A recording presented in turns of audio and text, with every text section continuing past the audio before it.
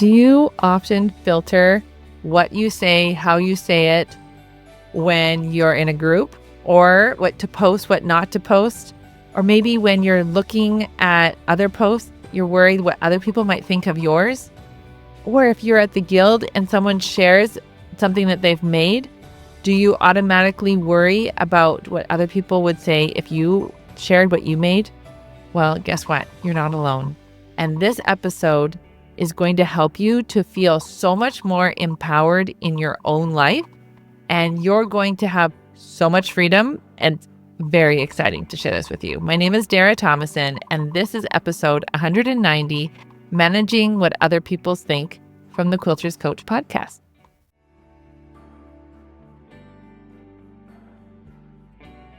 All right, so life is always lifing. It's always happening. So having a life coach is so essential to make sure that you're having the quality of life that you want. And so I am curious, how do you think other people would describe you? What would be the words that they would use to describe you? Now, you can even just pause me for a minute and say it out loud. I think people would say I'm curious. I think people would say I'm fun. I think people would say I'm whatever it is, okay? And then I want you to ask yourself, how often are you influenced in the decision you make because you're concerned by what other people think? And be honest with yourself. How often do you allow, they might think this of me, or they might not, right? And you get yourself kind of stuck in a loop. And then I'm curious of what was modeled to you when you were a kid of like interacting. So let's say there was an interaction. Your mom was talking to a neighbor or something. And then after that person left, your mom would say, oh, they don't really know what they're talking about. Or they would make some sort of judgment about that person. I'm just curious about that.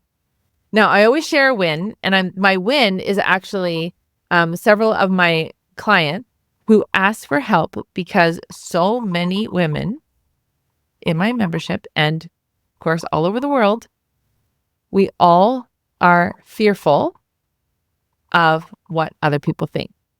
And so when we were kids, we were told, you hurt mommy's feelings. Or when you went to recess and someone said, Tommy hurt my feelings. Now, I'm going to talk about this for a minute because this is actually false. Nobody can hurt your feelings. Your thoughts about what they say can hurt your own feeling, but that's because those are your thoughts about what they say. Now, this is a concept I learned in a life coach school, and when I learned it, it completely changed the way that I think about myself and about my life.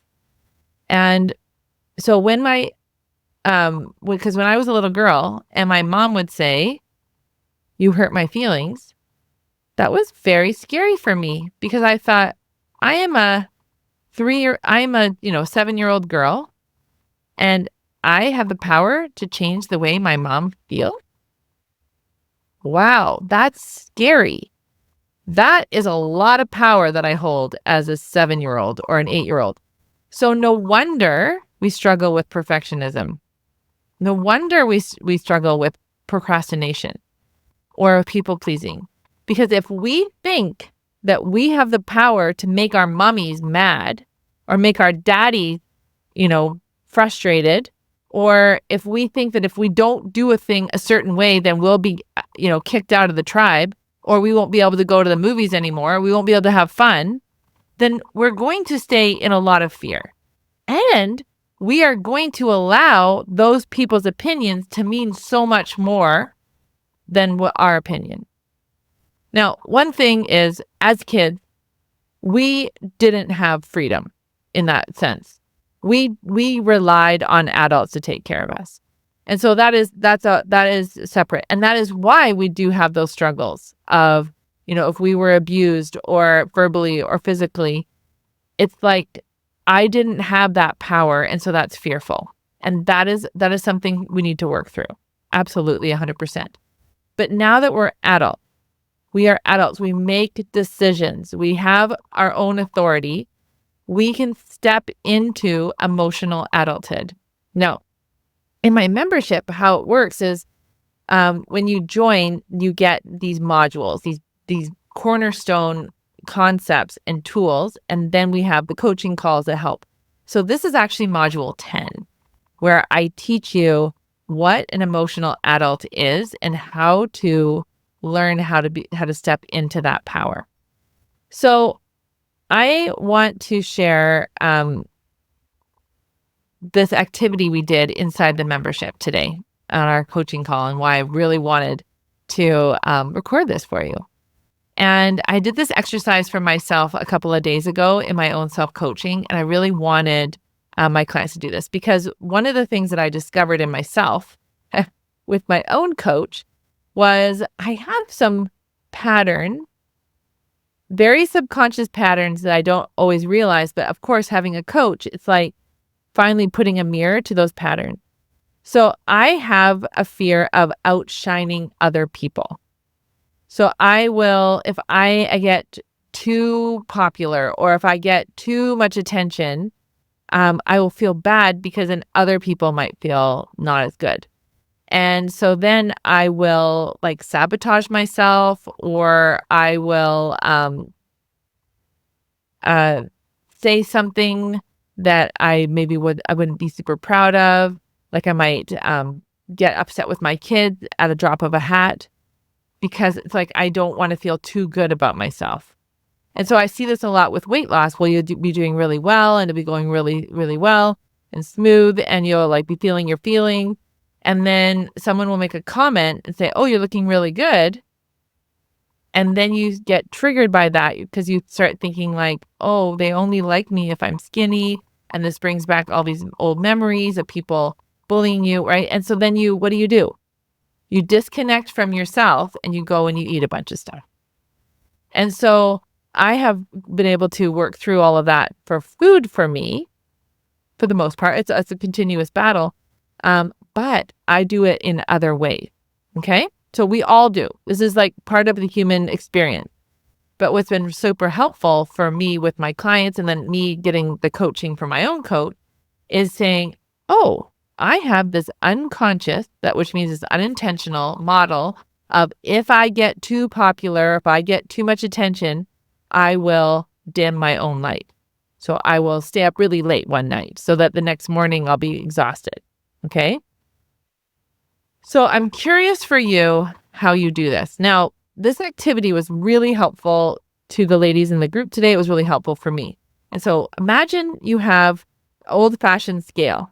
So that's like in the olden days when you had the two dishes and it would be like, this is the weight of 10 pounds. And if I'm selling 10 pounds of grain, then I put the grain in and then I can see it's equal. Okay. That's what I mean by the old-fashioned scale. So in my coaching, I said to myself, all right, because I will start sabotaging if I feel too good. All right. Because I'm used to having the good and the bad.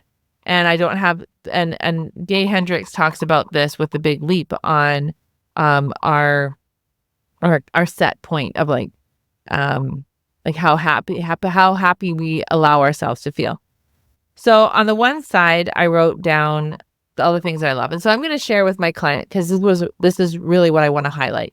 So she wrote down she has her own house, she has a retirement, she's lost a lot of weight, and so she's able to take care of her 2 grandkids. She loves to travel. She has her 2 dogs that she loves. She's able to take care of her mother.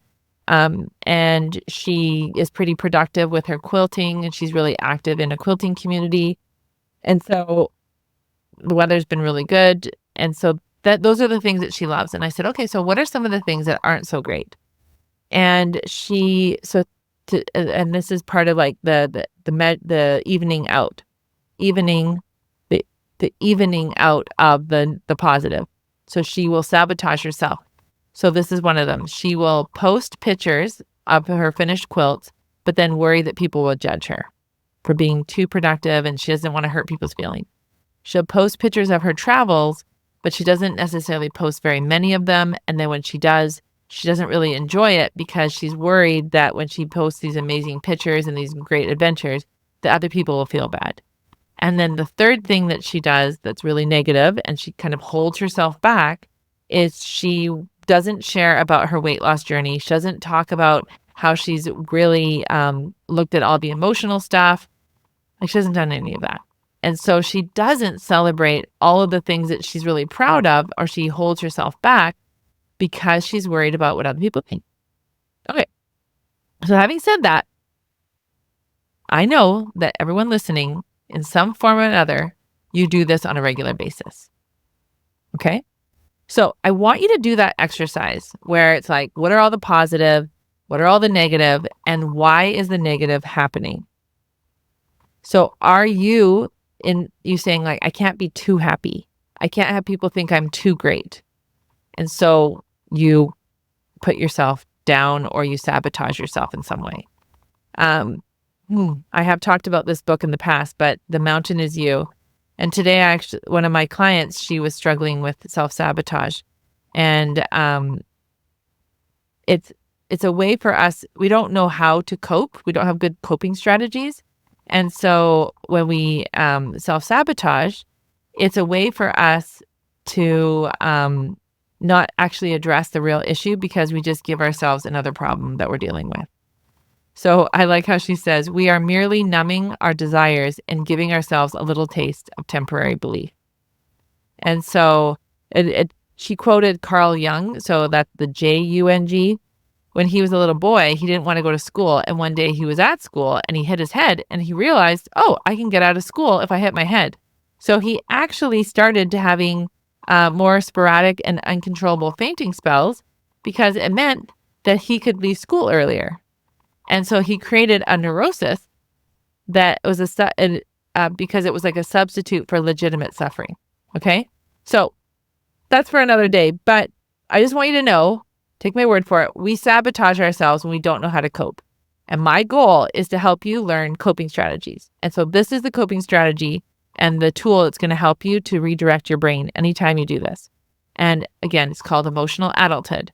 So if you think that what you say can influence somebody else and make them, you can influence people, but to make them do something, that's super scary.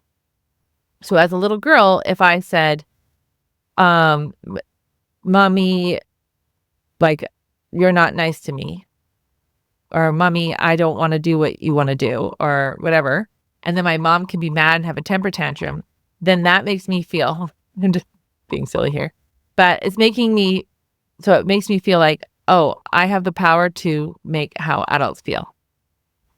And okay, I do have to apologize. As I'm recording this episode, this is my third attempt because I had computer problems and then my son needed to get a chiropractor appointment. So I really hope that everything I'm saying is succinct. But I really want to get this out and organized so that we can have it all ready for you. But so when you understand that people say words, people can say whatever they want. So if I said you're beautiful, and I could say it over and over, if you don't believe you're beautiful, it wouldn't matter what I say. And if I said you're ugly, you could just decide. You could say that girl needs glasses, right? So my concern and what I see over and over in the women I work with is they are dimming their own light. They are not truly enjoying the life that they want to live because they're worried that what they do or what they say will have people not like them, or they will get people upset with them. And I want you to just think about that in your own life. Are you doing that? And it is hard. I have an amazing marriage and I have amazing kids. And sometimes I feel bad about that. Sometimes I think, oh, like I have friends who are divorced. And I think, oh. But my friend's divorce and my marriage, that they're just separate things. And there's no benefit in me not enjoying my marriage and not working towards my marriage, because that's my marriage. It's my relationship. And what benefit would that be if I can't enjoy my marriage because of somebody else not having a good marriage? Like, it doesn't make sense, but in our brains, we think that. Okay. So I want you to look for the pattern. I want you to look for the pattern in your life. How often do you dim your own light because you don't want other people to feel bad? And then I'm going to ask you this next question, and this might be a zinger, and that's okay. I'm all about the zinger question. A lot of the reason that we dim our own light is because we judge ourselves. So if we are judging others, so I have a client who, one of the ways that she dims her light is she has an amazing life. She has all sorts of, lots and lots of fabric. She has freedom. She doesn't have to work. They have a lot of financial stability. But she hasn't lost weight, and there's some like resistance to losing weight. And as we dig deeper, one of the things that we've realized is that she has judged people who are really skinny. And so if she becomes skinny, is she going to judge herself? Or is she worried about other people judging her because she's gotten skinny? But the reason she wants to be skinny, and I'm saying the word skinny because that's totally a trigger, it's like thin or whatever, lose a bunch of weight and be at her ideal body weight, however we want to say it. She really actually wants to be at her ideal weight because she wants to have more energy and she wants to have more clothing options, and she just wants to have less weight to carry around on her knees and hips. But she has this internal battle that's happening subconsciously, don't even realize it until she got the coaching. And now she realizes, oh, wait a minute. I have judged skinny people. I've kind of said that they're vain. And I have all these things. And so now she has to resolve those things before she can be at peace with having that kind of body.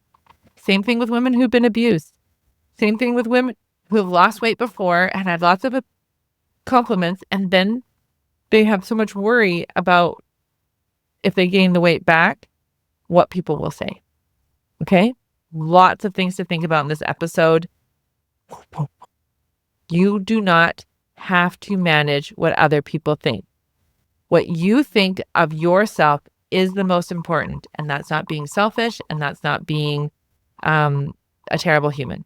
It's being a total responsible human. All right, so if you want more help, in the month of March, we are working on how to overcome overwhelm inside the membership of March of 2025.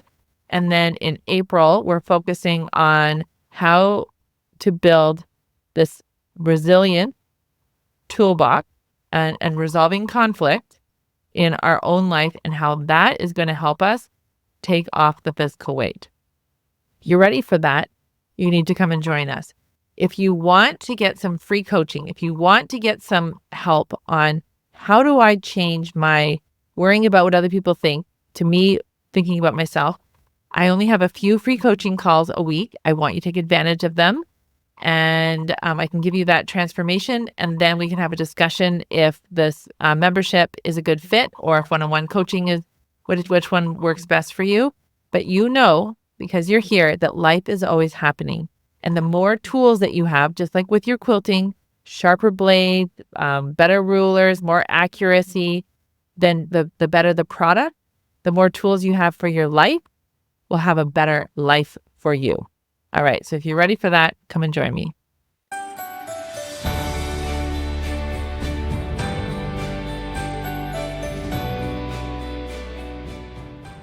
If you aren't loving your current life and hear yourself saying things like, I should be happier, I should be getting more done, or question how productive and fulfilled you are, this podcast is for you. I'm Dara Tomasson, professional quilter turned life coach for quilters, where I show you how to overcome obstacles like perfectionism, people pleasing, overeating, overcomplicating life, so that you can really start to enjoy your life by learning and using tools for your brain to help you transform your everyday living.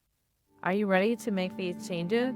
I'm ready to help. Let's start your transformation one UFO at a time.